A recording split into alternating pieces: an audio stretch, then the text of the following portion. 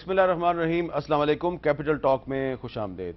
Justice retired میر ہزار خان کھوسو 25 مارچ 2013 سے لے کے 5 جون 2013 تک پاکستان کے نگران وزیر اعظم رہے۔ وہ پاکستان کے 23ویں وزیر اعظم تھے۔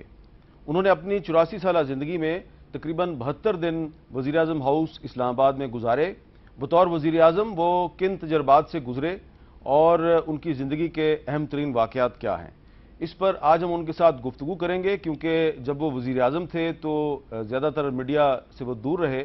آج ہم نے کوشش کی کہ ہم ان سے بات کریں، انہوں نے ہمیں ٹائم دیا ہے، وہ کوئٹہ میں موجود ہیں۔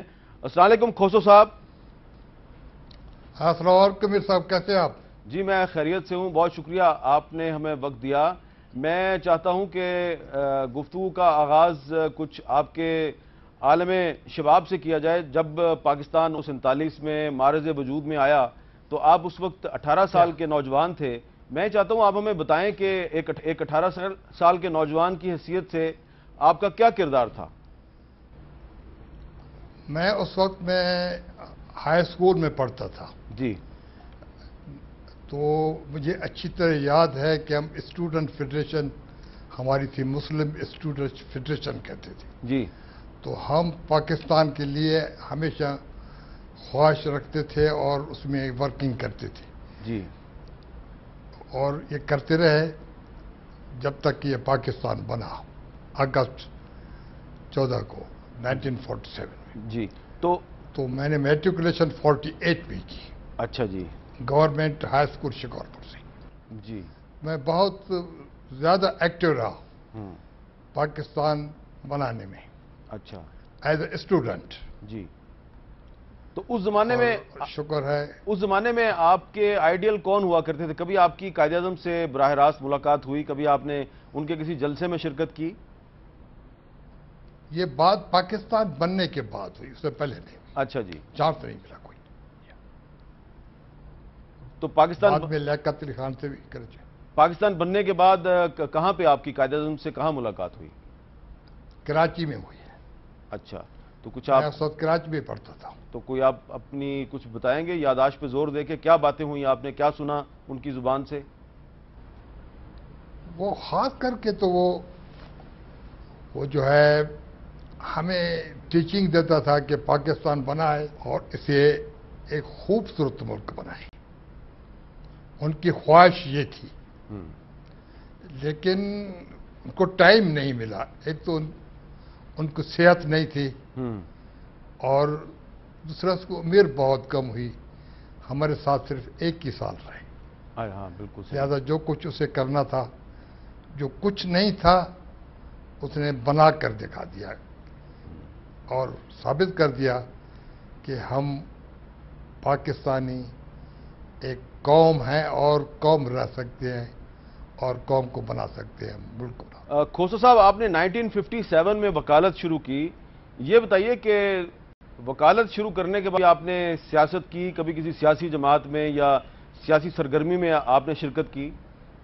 نہیں، مجھے پڑھنے کا بہت شوق ہوتا تھا، اچھا، تو تعلیم میں بہت مشہور رہتا تھا، اس وجہ سے میں نے کہیں موومنٹ نہیں کی کسی پارٹی سے۔ اچھا، تو یہ آپ بتائیے کہ نگران وزیر اعظم کے لیے آپ کا نام جو ہے وہ پیپلز پارٹی کی طرف سے پہلے آیا تھا، فیصلہ تو الیکشن کمیشن نے کیا، لیکن آپ کا نام جو ہے وہ مجھے اچھی طرح یاد ہے کہ مجھے سب سے پہلے فاروق نائک صاحب جو تھے انہوں نے کہا کہ یار یہ کھوسو صاحب جو ہیں یہ بڑے اچھے آدمی ہیں، اس کے بعد پھر پیپلز پارٹی نے باقاعدہ آپ کا نام دے دیا۔ تو یہ جو پیپلز پارٹی نے آپ کا نام کیوں دیا؟ کیونکہ مجھے جانتے تھے، کیونکہ میں تو ہائی کورٹ میں بھی رہا، جی، سپریم کورٹ میں بھی رہا، شریعت کورٹ میں بھی رہا، تو بہت کیسز تو میں کرتا رہا، کبھی فائدے میں کبھی خلاف، تو اس وجہ سے مجھے اچھی طرح سے جانتے تھے۔ اچھا، اور کیونکہ میں زیادہ تر سندھ میں رہا، جی، اس وجہ سے وہ مجھے اچھی طرح سے جانتے تھے جو بھی تھے۔ فاروق ایک نائک جو تھا وہ سندھ سے تھا، وہ سپریم کورٹ میں میرے پاس اپیئر ہوتا تھا۔ جی، خورشید شاہ تو سکر میں رہتے تھے، وہ میرے نزدیک ہی تھے، جی، لہذا مجھے اچھی طرح سے جانتے تھے۔ खोसो साहब, आपको वजीर आज़म बनाने की क्या असल वजह ये थी कि आपका ताल्लुक बलूचिस्तान से है या आपका तजुर्बा जो है उसकी ज़्यादा अहमियत थी? आपका क्या ख्याल है, आपको वजीर आज़म क्यों बनाया गया? तजर्बे की वजह से बनाया गया, क्योंकि मैंने जो केसेस चलाए थे जी। और मेरे जो फैसले होते थे वो क्वाइट इंडिपेंडेंट होते थे। अच्छा। और ख़ास करके आपको याद होगा कि बलूचिस्तान असेंबली डिज़ॉल्व हो गई थी किस ज़माने में, मीर ज़फ़रुल्लाह खान जमाली ने डिज़ॉल्व की थी। जी। तो उसी ज़माने में I was one of the member of the जजेस जो हमने रेस्टोर किया था assembly. That was the first time in history of Pakistan कि एक असेंबली डिज़ॉल्व होने के बाद रेस्टोर हुई थी। अच्छा। लिहाजा उस वक्त से मुझे जी। उसके अलावा उस वक्त से मुझे हाँ तो इसके अलावा इसके अलावा कौन सा बड़ा फैसला किया आपने? हमने फैसले मार्शल लॉ के दौर में जब ज़िया साहब आए जी। तो उस वक्त में मैं बलूचिस्तान हाई कोर्ट में वैकेशन जज था। तो मेरे पास तो पहले आपका जो डिप्टी ये जो हैं चेयरमैन सीनेट के बलोच, इनका केस मेरे पास आया।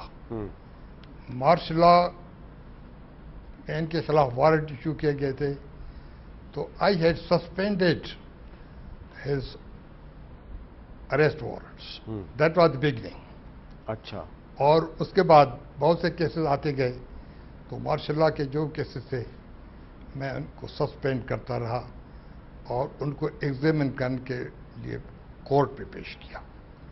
तो लिहाजा उस वक्त जो है मुझे अच्छी तरह से पछाना जाना शुरू हो गया। तो आपने मार्शल लॉ के खिलाफ फैसले दिए, तो मार्शल लॉ ने आपको कोर्ट से फारग कर दिया? ये तो होना ही था ना, कोई बात नहीं। नहीं, आप नहीं बता रहे, मेरा ख्याल है आप आजिज़ी का मुजाहरा कर रहे हैं। मैंने कहा मैं आपसे पूछ लूं, फिर आपको फिर दोबारा फिर 89 में लाया गया या उससे पहले लाया गया था? मुझे 85 में लाया गया। अच्छा, 85 में आप वापस आ गए? मार्च में, जिस वक्त जो महमूद खान जोने जो आ गए जी 23 बाद के बाद, मैंने ओथ लिया था 30 मार्च जी 1985 को। ठीक है। एज एडिशनल जज of Balochistan high court for the second time. ठीक है। अच्छा खोसो साहब, ये बताइए कि आप वजीर आज़म रहे, आपका ताल्लुक बलूचिस्तान से है, आपसे पहले मीर ज़फ़रुल्लाह खान जमाली साहब भी वजीर आज़म रहे, तो इसके बावजूद बलूचिस्तान का जो एक एहसास महरूमी है ये ख़त्म नहीं हो पाया। आपके ख्याल में इसकी क्या वजह है? ये रेड टेपिज्म है। Red tape. मैंने बड़ी कोशिश की जी, मैंने बड़ी कोशिश की कि बलूचिस्तान के लोगों को मैं खुश कर सकूं, और मैं यकीन से कहता हूं कि मेरी वजह से सारे बलूचिस्तान के लोगों ने इलेक्शन में हिस्सा लिया। किसी पार्टी ने इलेक्शन का बायकॉट नहीं किया, ये रिकॉर्ड है जी। अगर मैं नहीं होता तो बलूचिस्तान के बहुत लोग कॉन्टेस्ट नहीं करते। ठीक है, लेकिन आपने क्या आपके आने से बलूचिस्तान के लोग खुश हुए? आपने बलूचिस्तान के लोगों को क्या खुशी दी? कोई ऐसा काम किया आपने उनके लिए कि जिस पे आप फख्र कर सकते हैं? मैंने बड़ी कोशिश की। कोशिश करने के बाद कुछ रेड टेपिज्म की मैं बात कर रहा हूं, वो मैं कामयाब नहीं हो सका। मैंने कोशिश की कि उनको सर्विसेज में लाया जाए, उनके जो हकूक हैं उनको मिलने चाहिए, उनकी जो कोटा है वो उनको होनी चाहिए, लेकिन वक्त की कमी थी और रेड टेपिज्म भी थी और बहुत से मसाइल थे जिससे मैं कामयाब नहीं हो सका। मैंने कोशिश की। अच्छा, तो ये बताइए कि आप बतौर वज़ीर आज़म आपको क्या पता चला कि बलूचिस्तान का सबसे बड़ा मसला क्या है? बलूचिस्तान का जाहिर है मसला कि इक्वल ट्रीटमेंट इक्वल सिटीजनशिप और इक्वल राइट्स, जी, उनसे उनको महरूम किया जा रहा है। अगर आप अपने साथ उनको अपना ही समझें और अपनी लेवल पर रखें तो फिर तो वो आपके साथ इकट्ठे चलेंगे और कोई प्रॉब्लम नहीं है। क्योंकि हर कौम की अपनी नब्ज होती है। बलूचिस्तान की नब्ज है कि इक्वल ट्रीटमेंट हो और रिस्पेक्ट हो, जी, वो चीज़ ये मांगते हैं। ठीक है। अगर उनको आप देंगे तो वो बहुत खुश होंगे, अगर नहीं देंगे तो ज़रूर वो अपने हक के लिए लड़ेंगे आपके साथ। खोसो साहब, जितने दिन आप वज़ीर आज़म रहे तो इस दौरान बलूचिस्तान में बहुत से नौजवान जो हैं वो अगवा होते रहे, उनको कत्ल करके उनकी मसकशुदा लाशें सड़कों पे फेंकी जाती रहीं। कभी आपने पता करने की कोशिश की कि ये क्या मसला है और ये कौन नौजवानों को उठाता है और इनको कत्ल करके लाशें सड़कों पे कौन फेंकता है? इसमें एक प्रॉब्लम था जी, ये प्रॉब्लम था कि ये केस जो है सुप्रीम कोर्ट ने लिया हुआ था, जी, तो इस वजह से मैं उसमें कुछ इंटरफियर नहीं कर सकता था, न अपनी कोई राय दे सकता था, जी, न मैं कुछ कर सकता था, ठीक है, क्योंकि उससे कोई कॉम्प्लिकेशन पैदा हो सकती थी। ठीक है। लिहाजा मैं खामोश देखता रहा और सुनता रहा।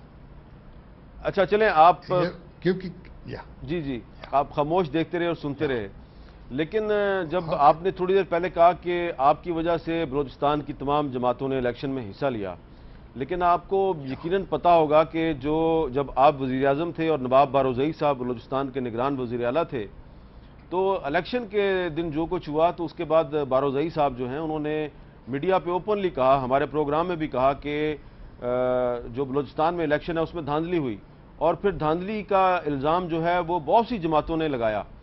तो ये आपकी निगरानी में जो इलेक्शन हुआ उसमें धांधली का शोर बहुत उठा और ख़ास तौर पे बलूचिस्तान में बहुत शोर उठा, इसकी क्या वजह थी?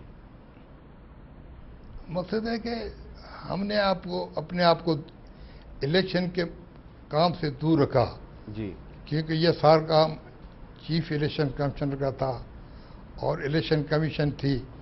अगर हम कुछ भी कहते तो कहा जाता था कि सेंट्रल गवर्नमेंट या फेडरल गवर्नमेंट इंटरफेयर कर रही है।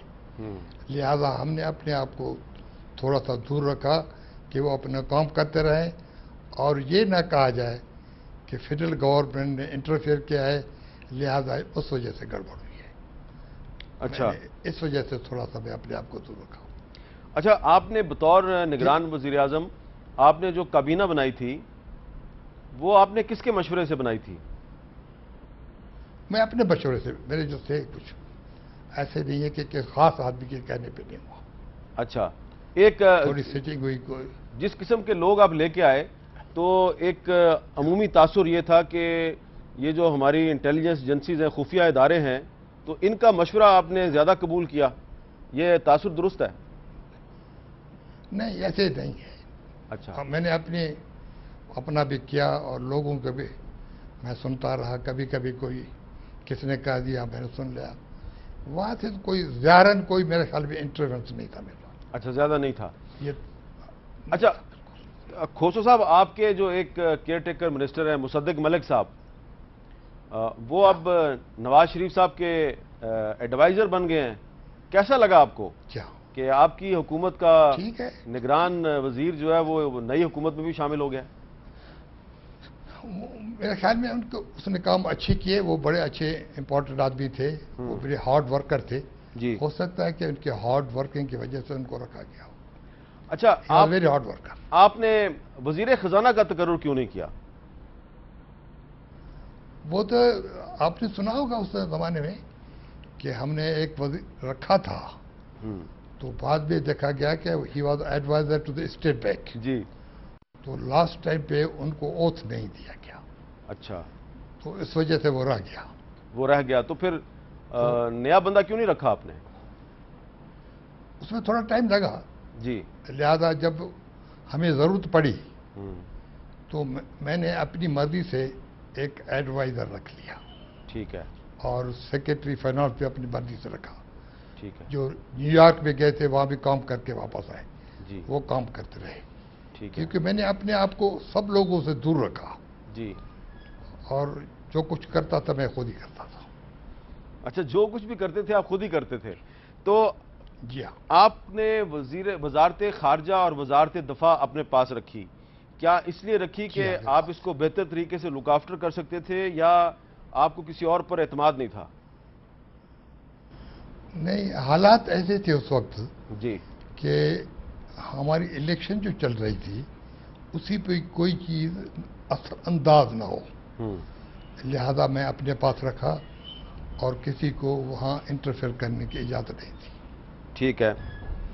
تو پھر آپ یہ بتائیے کہ جب آپ وزیر اعظم تھے تو صدر آصف علی زرداری صاحب کے ساتھ آپ کے تعلقات کچھ اچھے نہیں تھے، اس کی کیا وجہ ہے؟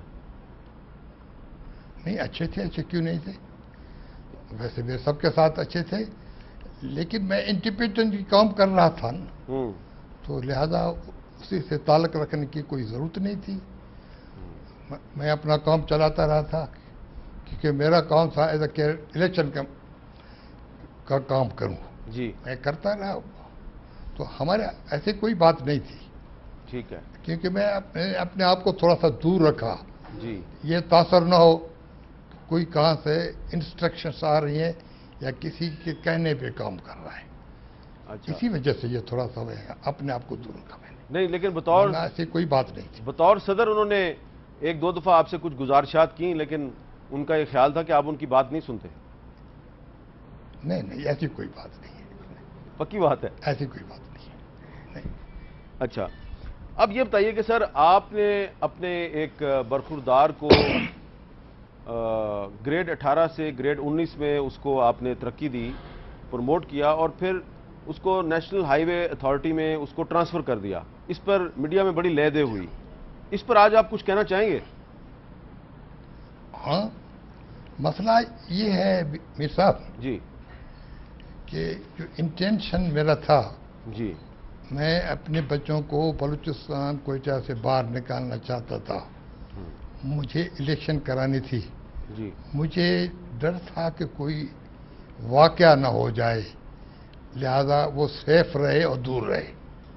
ورنہ وہ تو روٹین ورک ہوتا ہے، اس میں کوئی خاص بات نہیں تھی. لیکن پریس نے بہت اٹھایا، اس کا جواب میں نے دینا مناسب نہیں سمجھا. جی. اس میں کوئی اس کا فائدہ کوئی نہیں تھا، لیکن مجھے جو اپریہنشن تھا نا، جی وہ لوگ نہیں سمجھ رہے تھے. جی. اسی اپریہنشن کا اثر آپ ہمارے گیلانی صاحب پہ پڑا. آپ نے دیکھا گیلانی صاحب سے کیا ہوا. تو یہ مجھے ڈر تھا کہ کہیں ایسی کوئی بات میرے ساتھ نہ ہو جائے. اچھا، آپ کو اس وجہ سے آپ کو کسی آپ کی سیکیورٹی ایجنسی نے کوئی ایسی اطلاع دی تھی کہ آپ کی فیملی یا آپ کے کسی بچے کو انہوں نے اغوا نہیں. کیا مجھے جاتا؟ اپنا اپریہنشن تھا. مجھے اپنے سکس سینس میرا کام کر رہا تھا. اچھا. کہ آپ اپنے بچوں کو، اپنے اولاد کو بلوچستان سے باہر رکھیں کہ ایسی نہیں کوئی مس ہیپ ہو جائے. اچھا کھوسو صاحب، یہ یقیناً آپ کا رائٹ ہے، آپ پرائم منسٹر تھے، آپ اپنے بچوں کو بلوچستان سے باہر رکھنا چاہ رہے تھے.